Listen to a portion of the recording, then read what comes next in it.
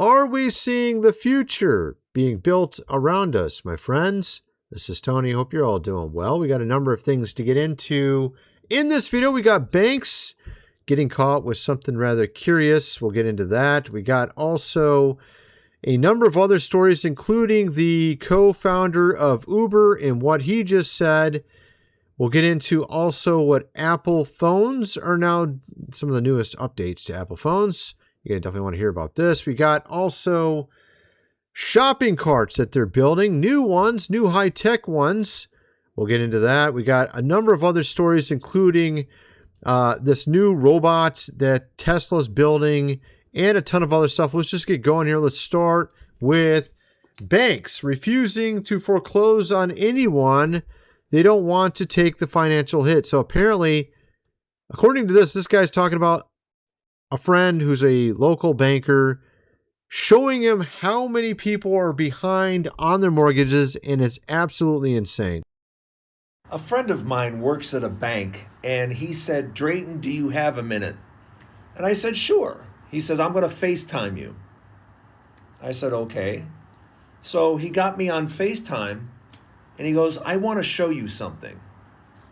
I said, "What do you want to show me?" He goes, "I have on my desk," he goes, "I'm going to show it to you in a second. This is the list of the mortgages that we have that they are at least one payment late. At least one. Some of these are 2, 3, 4, 5, even 6 months behind." I said, "Okay." And he turned the camera like this and put it on his desk. Can you see that? It's like an inch and a half. It was, he just started one page after another, after another. He starts flipping, he goes, "I'm in B's." And he keeps flipping and flipping and flipping and flipping it. He goes, "I'm in D's," and flipping and flipping it. I mean, wow, that's crazy. It is absolutely staggering. And I don't know when the reality is going to hit. I don't know when people are going to go, "Hey, wait a minute. We are all out here drowning." But people are absolutely drowning in debt. They can't. This is crazy because these banks, obviously they'll take a property back if there's not everyone in the entire area drowning in debt and behind on their payments. When you got everyone behind on payments, they don't want the house because that will be them getting a huge financial hit. So it looks like sort of a rock and a hard place for these banks and for the people with the mortgages as well, because we've been sort of, backwards with the graphs, I think for like 3 years now, where before you made enough money to afford all your bills, I think it's been about 3 years where it's actually been negative. And so that would explain why so many people are behind on their mortgages in his area. That's just in his area. That's not like, that's not like an entire state. That's like maybe a city or something, or whatever, that bank represents. You got this other story here. This guy, and this reminds me of a lot of these mechanics coming out regarding cars and new vehicles where they have very specialized tools you need to have now, and it's very expensive to work on them. So these small shops can't handle it. Apparently the same thing is happening with PCs and laptops as well, where this guy can't fix computers for an affordable price, particularly because of the RAM, because all these AI centers are taking all the RAM. I thought I could do it by myself with only one other employee, not including Lupe, and it didn't work out. It was impossible to manage the margins. I was losing thousands of dollars, wasn't good. Content, thankfully, because of all you guys, it subsidized those losses, which was nice. I was able to still sell all these laptops at a markup that would cover the labor, but wouldn't really make any profit, especially if there's ever a return or an issue that... So I mean, like literally he's making money from YouTube to make up for the losses. He actually has a really big channel. I'm guessing he's making plenty of money. Let me see here. Only 2.74 million subs. Yeah, I mean, he gets like big views on pretty much. Well, I don't know. I mean, he's probably getting more views than me, that's for sure. So he's got to be making some decent money, that's for sure. At any rate, so you got that there, at least on one of my channels. I can't say my cumulative for all my channels might be higher than his. I don't know. But yeah, so you got that. Also, you got here the NVIDIA CEO talking about how they're making chips, RAM, and giving it to these AI companies and infrastructure. Jensen Huang just revealed $500 billion financing scheme with 6 of the biggest money managers on earth. NVIDIA and those 6 firms are mobilizing more than $500 billion outside capital to finance AI infrastructure. The money goes to NVIDIA's own customers so they can build data centers and buy NVIDIA chips. So it's like you scratch my back, I scratch yours. They make the chips and then they invest back. Let's just check this out really quick. We're announcing 6 partnerships today. These partnerships are going to pull together independent long-term capital to fund and support AI infrastructure build-out. This is an extraordinary time, as you know, because this is the first time in some 60 years that the computing industry is going through a fundamental platform shift from the way that software was done before to the way that it's going to be done in the future, called artificial intelligence. Fundamentally, what's different about this industry and this way of doing computing is that the computer is now part of the infrastructure, like electricity, like the internet. And so you have to think about it like it's infrastructure. So here's the thing, though. Did they ever ask us if we're on board with all of this? Because obviously there's a lot of things they're doing that people are not happy about with regards to these AI centers, these cameras going up in a lot of places, a lot of this new technology, sort of finding ways to raise prices on you in real time. We've seen some of that as well. It seems like a lot of it is to benefit these companies and not to benefit us. And we're going to get into actually a lot of that because we got some crazy stuff. We got this co-founder of Uber saying something pretty... I haven't heard anybody say anything like what he's saying. We got this lawyer here talking about what Apple phones are now doing. This is all things that are not benefiting us. It's almost like they're building this infrastructure to benefit them.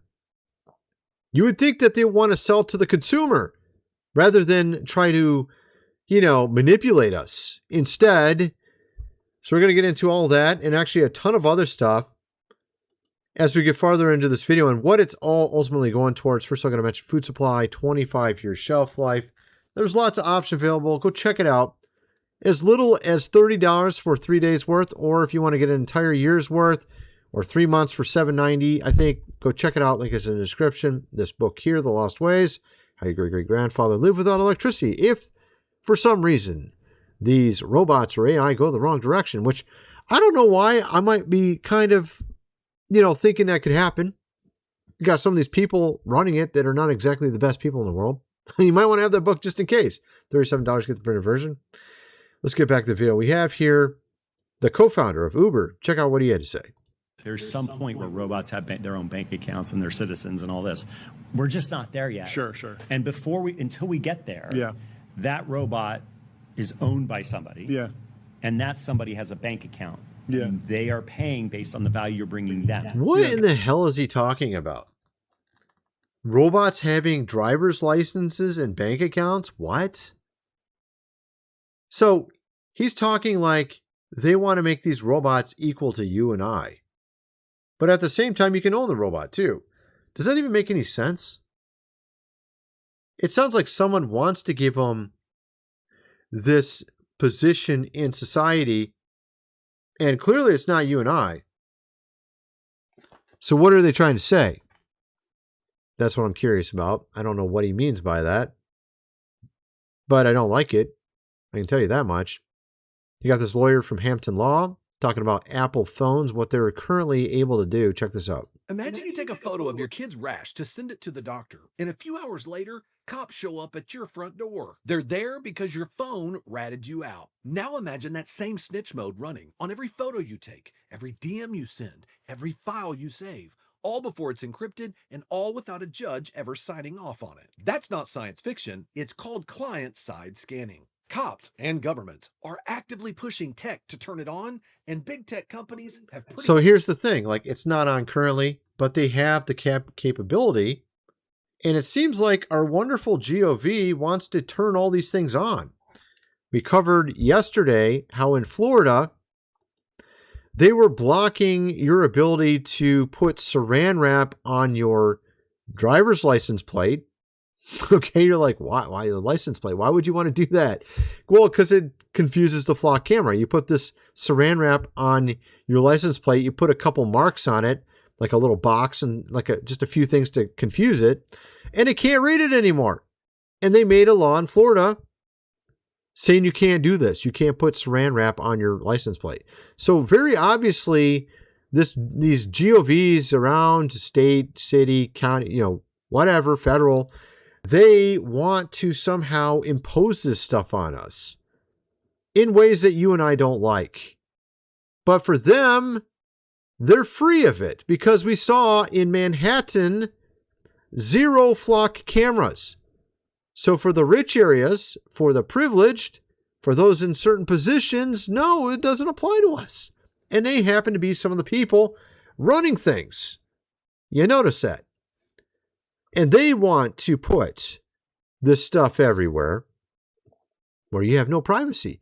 Is not this a violation of your rights?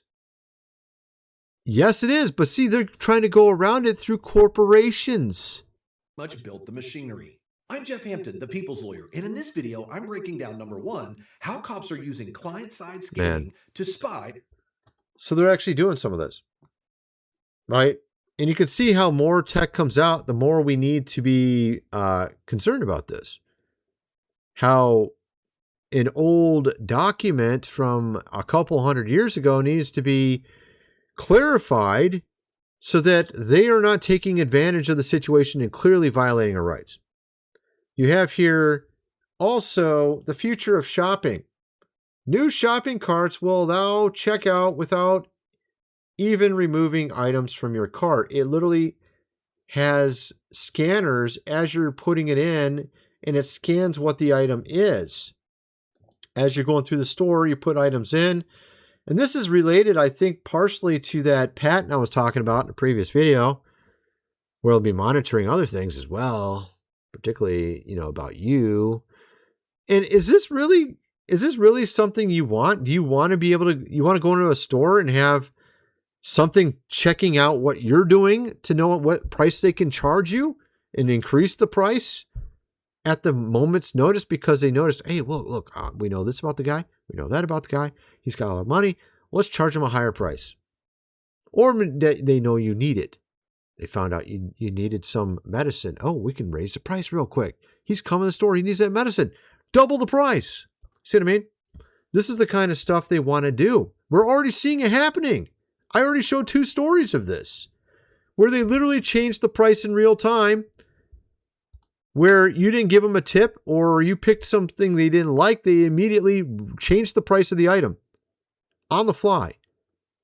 Just totally don't even care that it looks totally shady. They just do it anyways. We had Shake Shack doing this in Home Depot, according to these videos we showed. Okay. Now, again, I wasn't at the stores, but these are videos showing them literally happening in real time that I've shown in previous videos. How digital price tags are spreading at retailers, various supermarkets, sparking concerns. We have Walmart, Kroger, other ones. The growing use of digital price tags at Walmart and other big U.S. retailers is stirring anxiety that prices on groceries and other basic goods could be subjected to high-tech manipulation. And we're already seeing it happen. And labor unions are looking to capitalize on this. Walmart said it rapidly installing tags which raise or lower the prices displayed on their tiny LED screens en masse with the click of a button. Now, I can actually understand this is not necessarily, it may not be, you could see this being used in a good way. Look, you don't want to have to change the tags every minute, right? It'd be awesome if you could just change it on the fly. But we don't like this idea of incorporating all these other aspects to it where they find out information about you that you need to buy a medicine for your son. And they're like, oh, we know he's coming to the store right now. Triple the price real quick. Stuff like that. We don't want that kind of garbage. Okay, if you want to be able to just easily change the price and have it at a set, constant rate where you're not trying to manipulate people with your prices, fine. But that's not what we're already seeing them trying to do this. I'm not saying that company there, but we showed other examples. Home Depot is one we showed just yesterday. And so you can see, obviously, people are struggling with their bills as it is, and these companies are still trying to find more ways to advertise to you and charge you subscriptions and get more money from you.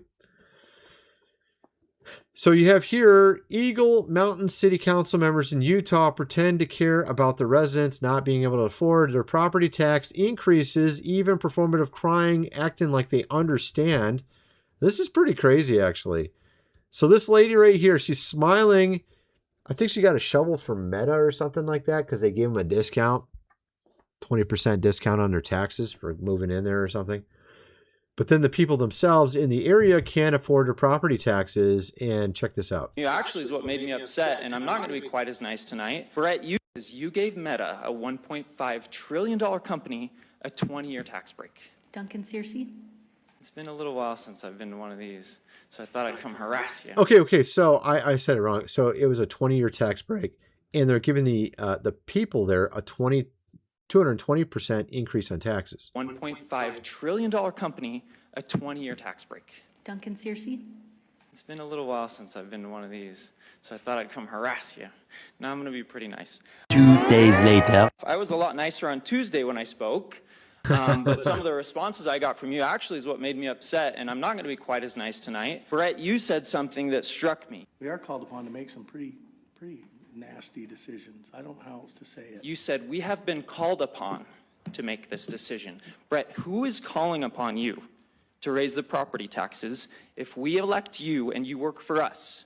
Who's calling upon you to make any kind of decision? And then, Melissa, it bothered you so much. That is the ruse right there. These people are supposed to represent us, yet it seems like more often than not, it's not true. Whether we're talking city, state, or federal. Thought of raising taxes on our poor families brought you to tears. It's your property. You worked hard to bring it home. You use it to take care of your family, and we don't take that responsibility lightly.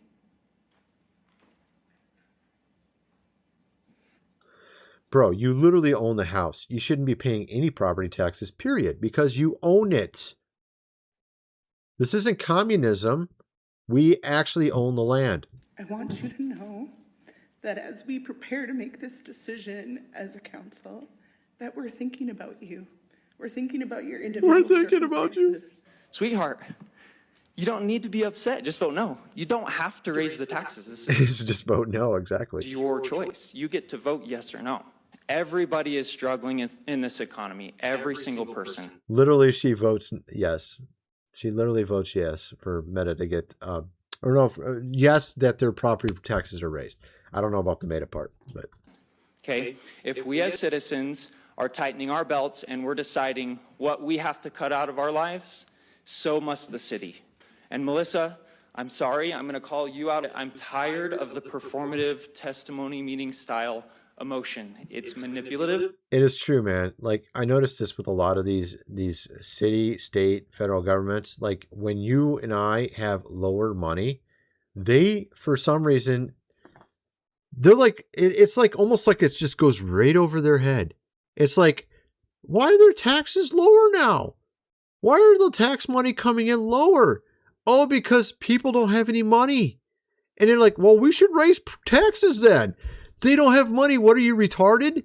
Of course they can't pay you more if they don't have any money. It's like, what are you doing? Right? It's like, it's just amazing.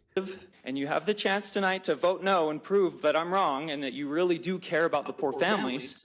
And she voted yes. Of course she voted yes. Of course she did. Of course she did. You got here Tesla new Optimus Gen 3 ad. This guy obviously was a little put by this ad from Tesla Bot. So Musk put out this advertisement for the Tesla Bot, and some people are taking it the opposite way. It was supposed to be, look, this looks so awesome. We need one in our home. And a lot of people are like, hell no, I don't want this thing in my home. Can you find the curved track? Yep. Yes, I did. No, you didn't. send a text on anything weird. We'll be right home. Of course. Can you find the curve track? Yep. Perfect. Here, this too, please. Can you please handle this for me? No problem. Nice job. No, you have to be in it too.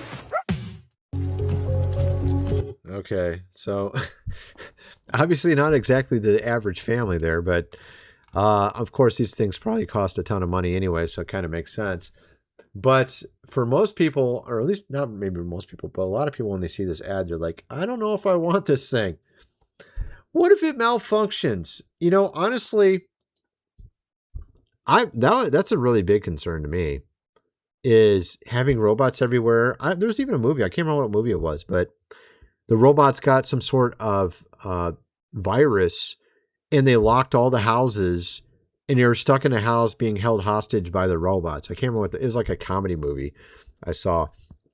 But to me, that makes perfect sense. I mean, and then on top of it, I mean, just think about this. Like, look, so you have all these robots everywhere. Let's just say they're hack proof, allegedly hack proof. Okay. And they're like everywhere. Everybody's using these robots. And the AI is logarithmically getting smarter and smarter. You don't think that it would eventually figure out how to hack a robot? It's like this whole thing is just, honestly, there's no way this is going to go the right direction. Unless you have really good people running the system, and there's no way bad things can happen, which, like I said, that sounds pretty much almost impossible. You know what I mean? Unless literally God comes back or something. That's about it. That's literally about the only way. Because you could have the best people in the world running this, and just one bad apple gets in there, finds a way to get an AI to crack the whole thing, and then the entire world's robots all go haywire. Like, super obvious. Duh. You know what I mean? Like, it's so obvious. And, you know, looking at some of the ancient myths of the past, apparently Talos and Hephaestus, is that how you say it? In Greek mythology, Talos were giant bronze automation or living metal men. They're kind of like robots. Forged by Hephaestus. That's how you actually pronounce the word. I had to look it up. That was actually pretty close. The god of blacksmiths and technology, and gifted King Minos of Europa to protect the island of Crete. He is often remembered as ancient mythology's first robot. And of course, I think things went the wrong way. Hephaestus crafted Telos out of gleaming bronze, giving him superhuman strength and unstoppable body. Patrol routine. Talos marched around the perimeter of Crete 3 times every day. Defense strategy. He hurled giant boulders at approaching ships. The flaw and downfall. The single vein. Talos was powered by Ichor, the divine life fluid of the gods, which flowed through a single vein running from its neck to its ankle. This vein was sealed with a bronze nail or thin membrane.